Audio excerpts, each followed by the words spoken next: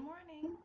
This is part 2 of our video on descriptive writing. The first video dealt with fundamentals of descriptive writing. This one is going to look at your application. How do you really write and apply the things that you have learned in the first video?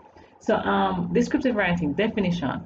It is writing that describes a person, place, thing, or an event in such a way that the reader is able to form mental pictures and be so involved and interested in what you are writing. So we the writers, and we all are writers. If you can put a pen to a paper or you can type, you're a writer. It's just the extent that you can write that you become professional or not. So we the writers activate these mental pictures that we want to create for the reader through the use of literary devices and adjectives. So the forms of descriptive writing that you'll get as a grade 7 student are you will be asked to probably write a paragraph on a person, a place, or an event. So I'm going to take you way back to grade 5 or grade 4 now with the paragraph sandwich. I know it popped something, right? Paragraph sandwich. Everybody got this. Paragraph sandwich is where we have the bun and we have like the vegetables and the meat in between. So our top bun, that top layer, let's visualize for me. I wish I had a sandwich here, but I don't. So visualize the top bun is a topic sentence. Then the stuff in the sandwich is the supporting sentences. So you need at least 3 supporting sentences. So maybe the lettuce is a supporting sentence. The meat is a supporting sentence, be it chicken, fish, whatever. The cheese is another supporting sentences. And then that bottom bun is the concluding sentence. The top bun is bigger than the bottom bun for a reason. Okay? The top bun really tells us what the sentence is going to be about, and the bottom bun kind of just summarizes it in a different way, and smaller, all of that. All right. So, what is a topic sentence? A topic sentence is a sentence that identifies the main idea of the paragraph and states the point that the writer wants to make about the subject. Now, the topic sentence is very important because it is like the cement that holds the structure together. Without that topic sentence, there's just no paragraph. What are the supporting sentences? Sentences that support the main idea that you present in the topic sentence. So they give examples, reasons, descriptions. So those are the supporting sentences are the 3 things. And usually it's 3 of them that you need to have to pad up and ensure that your topic sentence is solid.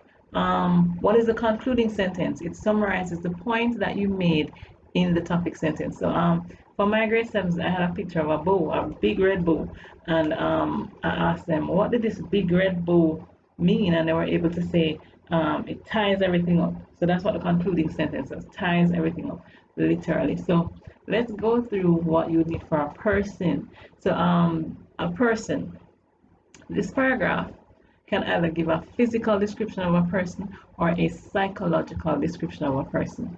So let's look at the physical. This topic sentence would categorize or describe the person using an adjective like ugly, pretty, dangerous. So an example could be, the thief looked like a dangerous person.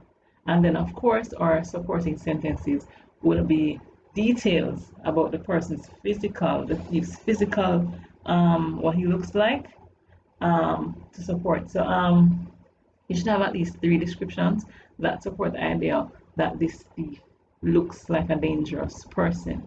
So an example could be, his eyes, this is a thief, his eyes were beady, dark brown holes in his head that constantly shifted from one person to another. So this is a physical description that tells you about his eyes, what his eyes are doing, which implies that he's shifty and, all of that. So you should, however, try to vary the emphasis of your supporting sentences. So I just gave you an example of one that was sight, but you can what does he smell like? What are you hearing? Does he have a cough? Does he have an accent? So all these things point to the physical description of the person. So now we're going to get to the psychological topic sentence. This would identify a character trait of the person, right? So if it was a physical description, it's describing them physically, ugly, pretty, etc. But psychological, it's a trait um, that you identify. Maybe somebody is generous, friendly, kind. So an example would be, I admire my mother because she is a generous person. That's a trait. And then, of course, your supporting sentences would be sentences that describe that. So let's go. Supporting sentence. This would describe the person using an abstract noun. For example, loving, kind, caring. An example would be, if you're going to say that your mother is caring. Right, let's try that. My mother is a caring person. That's our topic sentence. An example of a supporting sentence could be, my mother comforts, cuddles, and cajoles me to never give up on my education. That clearly tells us that she is caring. And then if you notice, what we've used is our alliteration. Comforts, cuddles, cajoles. And this, so we've used something interesting, to make our sentences, hence our paragraph, aka or slash or essay, interesting. So supporting sentences, you should have at least three examples, that support the idea that your mother is a generous person. So we're going to move on to place now. Topic sentence for place. This would be an adjective that identifies or categorizes your experience at the place. For example, fun, wonderful, adventure filled. So let's try one. Our example of a topic sentence for a description of a place. Disney World is a wonderful place. Now, wonderful is our word that's our linchpin word and our linchpin in our topic sentence. So everything that we do now every supporting sentence has to support the fact that Disney World is a wonderful place. So let's go over supporting sentence. You should have at least three descriptions that support the idea that Disney World is a wonderful place. Supporting sentence. Here we go. Our example. Colorful creatures as radiant as the brightest rainbow flitted about and greeted the young visitors. So that's one. This is a very nice sentence that literally you can see characters like Minnie and Minnie greeting the kids. Now, notice how interesting that is. You didn't just say Minnie and Goofy greeted the children. That's kind of boring. So you make it interesting by using colorful creatures as radiant as the rainbows. That's a simile, right? Flitted about and greeted the young visitors. So I want you to try that. Try using the literary devices that we had said and the adjectives. So you should also, for place, try to vary the emphasis of your supporting sentences. For example, you can use smell. We just use Disney World. There are lots of smells at Disney World. Popcorns popping. There are lots of things that you hear. Squeals of children. Taste. I mean, so many nice things to eat there. So you don't always have to concentrate on what you see. You can think about what the other senses that appeal or come about when we go to a place like Disney World, right?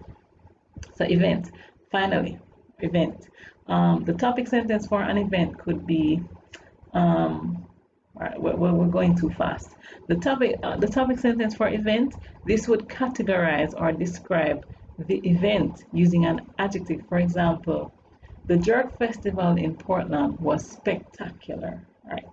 Or other words that you could use are fun, boring, pleasant, spectacular. But whatever word you decide to use, the supporting sentences have to literally support what you're saying. So supporting sentences, you should have at least three descriptions that support the idea that the Jerk Festival was spectacular. So a possible example of this is, the fragrant smell of the succulent meat forced my eyes to the cooking area where the smoldering jerk chicken begged me to taste it. Now, isn't that more interesting than saying that the food tasted good? Far more interesting, I'm sure.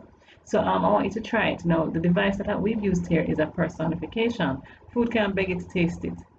I mean, in real life, it wouldn't even want you to taste it.